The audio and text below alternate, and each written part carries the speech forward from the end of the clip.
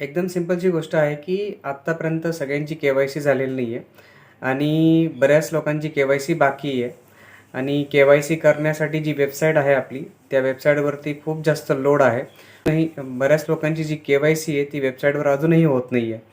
याच्यासाठी आपल्या सगळ्यांच्या मनामध्ये सगळ्यात मोठा प्रश्न हा आहे, की आपली के-वाय-सी झालेली नाही आहे, तर तो जो सप्टेंबरचा जो हप्ता आहे, जो ₹1500 आहे, येणारा जो ₹1500 जो हप्ता आहे, त्या लाडक्या बहिणींना भेटेल किंवा नाही याच्याबद्दल आपल्या मनामध्ये प्रश्न आहे.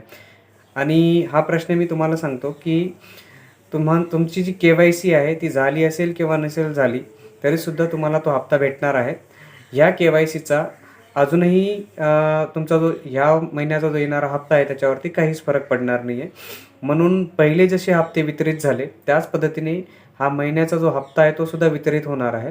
म्हणून घाबरून जाऊ नका, की तुमची के-वाय-सी झालेली नाही म्हणून तुम्हाला हप्ता भेटणार नाही आहे किंवा सप्टेंबरचा जो हप्त्याचा जो जी-आर आला आहे, त्या जी-आरमध्ये काही वेगळं म्हटलेलं असेल असं, तर असं काहीच नाही आहे. तर तो जो जी-आर आहे त्या जी-आरमध्ये फक्त एवढीच गोष्ट म्हटलेली आहे, की सप्टेंबरचा जो हप्ता वितरित करायचा आहे त्याच्यासाठी सरकारने काही जे पैसे त्यांना पाहिजे होते, त्या पैशांसाठीचा तो जी-आर आहे. म्हणून येणारा जो सप्टेंबरचा हप्ता आहे तो तुमच्या खात्यामध्ये नक्की पडेल, तुमची के-वाय-सी झालेली असेल किंवा नसेल.